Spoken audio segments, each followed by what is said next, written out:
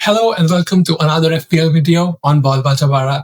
My name is Rahul and today I'm going to show you my plans for Game Week 7, also a little preview of my team in Game Week 6. In Game Week 6, I used my wildcard and my wildcard worked out excellently. I was ranked 3.3 million in the world at the end of Game Week 5, but after using my wildcard, my rank has more than halved. I am now ranked 1.3 million in the world. So let's get into it.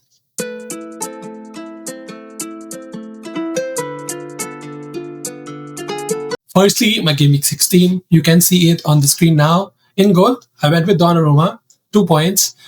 Not the best performance. I really wished City could keep a clean sheet. 2 points. They conceded a goal, 1-5-1. But I guess I'll take it. I'm just happy that other players on my team, especially Haaland and Gabriel, made up for his points. Anyway, when you pick a goalkeeper, you get them for the longer term. I think in the longer term, Donnarumma has huge potential and he can get me lots of points. Next, my defense, Gabriel. What can you say about him? He was on fault for the first goal that Newcastle scored, but then he redeemed himself. 13 points, 3 bonus points, a goal, DEFCON, anything and everything you can expect from a defender in a game of football. Next, Senesi. Bournemouth did not keep a clean sheet this time, but Senesi, he went out and he got an assist, he got DEFCON, and he's actually the only defender who's got DEFCON in every single game week this season. Next, Wendy Wen. Now, I'm not really happy with Wendy Wen, and I'm actually now thinking that why did I go with Spurs defender? Played against Wolves. Wolves have scored only 4 goals this season. I actually believe that, okay, it's Tottenham, they're playing Wolves, and they might keep a clean sheet, but they did not. Also, going to the future, it is very much possible that I bench Wendy Wen over Rodon. Rodon got 7 points, scored a goal. On the other hand, Wendy Wen gave me only 2 points. Next, going to my midfield, not looking good. My midfield doesn't look good. I benched Enzo for a 9-pointer. I was actually debating before the deadline, should I play Enzo? Should I bench Reinders? Should I bench Pedro? Should I bench NDI? But I ended up benching Enzo. He scored a goal for Chelsea. Ended up getting 9 points. He's on my bench. I did not get his points. Does not feel really good. But I had Semenyo. Semenyo, 7 points. Bournemouth did not win this time out, but he scored a goal. He is, I think, one of the best assets for his value to own in the game right now. Next, Kudus, 2 points. Not the best game. Again, it's Spurs, not the best game, but I'm still okay. I'm okay with having Kudus. I think he can still provide me points. Although it is very much possible that if he does not perform for another 2-3 game weeks, if there's no goals, no assist, I think I might be shipping him out. Next, NDI. I watched the Everton and West Ham game. I did not really like NDI playing on the right. I wish he was more central. But now with Dewsbury Hall suspended, he got his 5th yellow card in the game yesterday. I'm hoping that NDI plays as a number 10 against Crystal Palace, and that allows him to be more on the ball. Also, he is on penalties, so I'm hoping how to get a penalty. Next, Reinders. City scored 5 goals. Reinders did not contribute in any of them. Doesn't feel good. But again, I probably will start Reinders again next week because he plays for a City team who are going to score lots of goals. And in my previous video, I said, if City score goals, it's going to be Haaland and Reinders contributing. Unfortunately, City scored 5, Haaland contributed in 3, Reinders did not contribute in any. So unfortunate. He actually seems like a fraud right now. He has had 0 shots on target in the last 2 games. Only 1 shot on target in the last 3 games. That does not feel good. It is very much possible that I bench him going to the next game week in their home game against Liverpool. Next, Haaland, what can you say about him? The robot, 2 goals, 1 assist. Literally, till the 90th minute, he only had 5 points. Past 90 minutes, he goes out, gets 2 goals. Burnley, they have a stinker. He gets 2 goals, up to 16 points. He had no bonus. 2 goals, 1 assist, 3 bonus, up to 16 points. 32 for my captain. If you had triple captained him, you must have enjoyed it so much. My last player, Gyökeres. When I got him in, I did not get him in for the Newcastle game. I mean, I still played him. I thought Arsenal might get a clean sheet, which is why I had Gabriel, but Gabriel scored. But going to the future, I think Gyökeres will definitely have better games. He actually looks a much better player now. I think he will have better games against these smaller oppositions that Arsenal have in the next few games. So I think Gyökeres is still a very good pick. Now, before I forget, I made one last change in my wildcard draft. Just before the deadline, I brought in Dan Burn from Newcastle for Gahey of Crystal Palace. I know Dan Burn got only 0 points this game week, but I think going to the future, Newcastle have better fixtures. Also, on paper, Newcastle are a better side. Newcastle have conceded only 4.64 XG in their 6 games. On the other hand, Crystal Palace have conceded 7.83. So I feel that in the longer term, this transfer is going to work out for me, and hopefully I do not regret it. Now let's get into my team selection for Game Week 7. Now, going into Game Week 7, I have one free transfer, but I don't want to use it. I just wildcarded in Game Week 6. I want to accumulate at least 2 to 3, maybe 4 transfers before I use them again. Hopefully be able to use like a mini wildcard. I don't like to make a lot of transfers. I am a very patient manager. Now, in goal, it would be Donnarumma against Brentford away from home. My other option is Dubravka, who has Aston Villa away from home. Maybe before Game Week 6, before that Aston Villa's performance, maybe I would have thought about starting Dubravka. But Aston Villa scored 3 goals. They look like they're back. Feel like City as a whole is a better defense than Burnley. Next, going into my defense, as you can see, I've actually gone for a 4-4-2. I am planning to bench Pedro, bench Reinders, bench Van de Ven.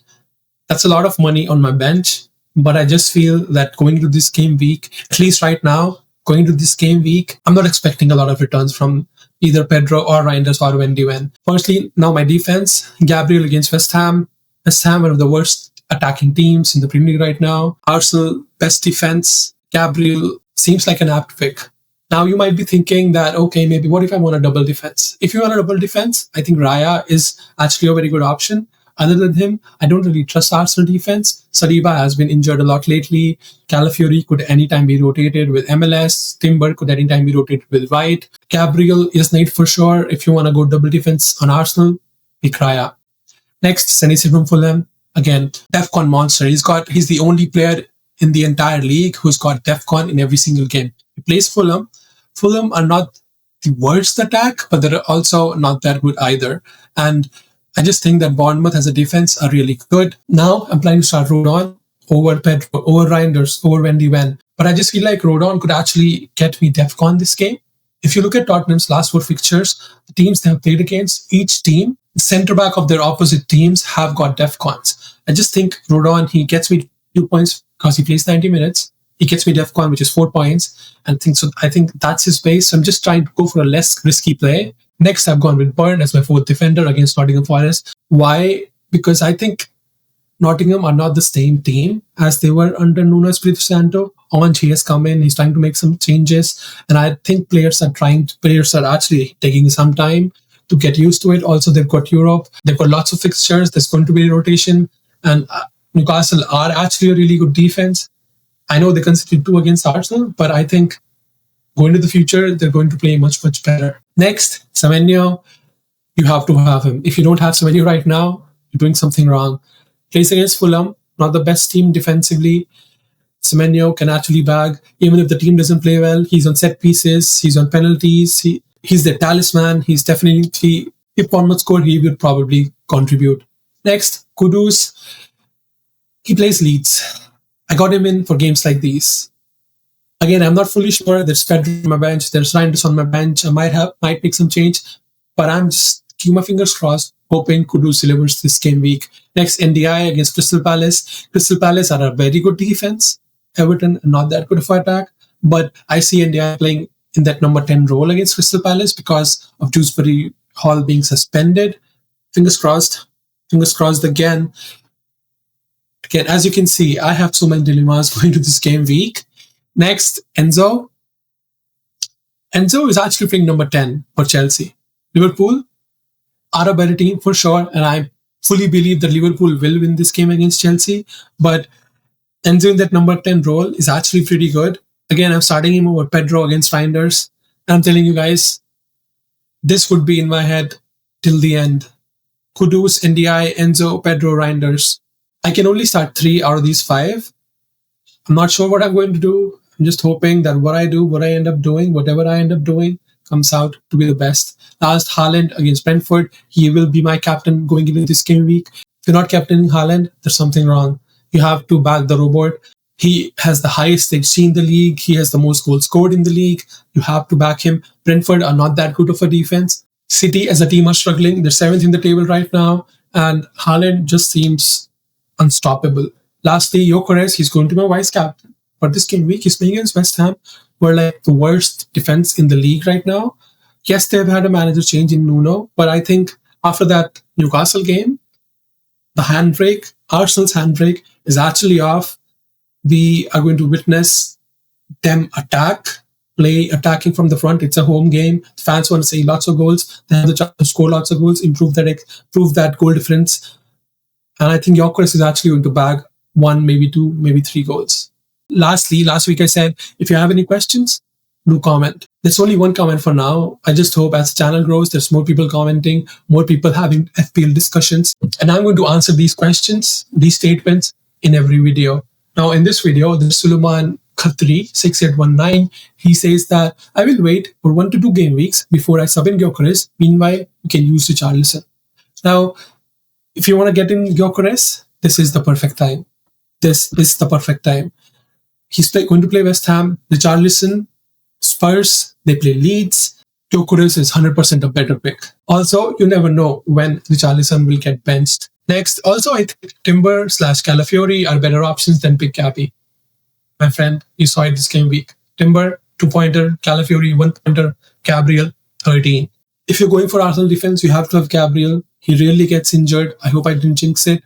He really gets injured. He scores goals. He's actually, since his debut in 2021, he's actually the highest scoring Premier League defender with 18 goals. You expect him to score 2 to 3 goals in the Premier League. Arsenal are going to keep lots of clean sheets regarding Timber, regarding Calafiori. You never know when they're going to get benched. You never know when they'll be rotated. We've seen so many times Calafiori getting subbed off right after the 60th minute. Timber, he did play the full game versus Newcastle, but Ben White, he's knocking on the door. You never know when there would be changes. Lastly, Tottenham is having easy fixtures, so Kudus and Pedro Porro are also good options. I agree with you. Tottenham have good fixtures. I have Kudus in my team. However, Pedro Porro, he just got benched last week. He's not on set piece anymore. For his price point at 5.5 million, I don't think it's the best pick. If you want Tottenham defense, go for a Wendy Wen. Go for the goalkeeper. Go for Vicario. Go for Romero. But Pedro Porro, he's just not the best option from Spurs right now. So this is it from this video, guys. You saw my team week selection and you can see my dilemma, which I really don't know which 3 I should start from: Kudus, NDI, Enzo, Pedro, and Reinders. What do you think? Who would you start if you had this team? Now, in my next video, I'm going to bring you top picks, top transfers going to Game Week 7, also the top differentials for Game Week 7. If you like this video, please like, drop in comments. What do you think? Let me know if anything can be improved, anything can be changed, and please do subscribe. I really appreciate you giving in your time to watch this video. Thank you.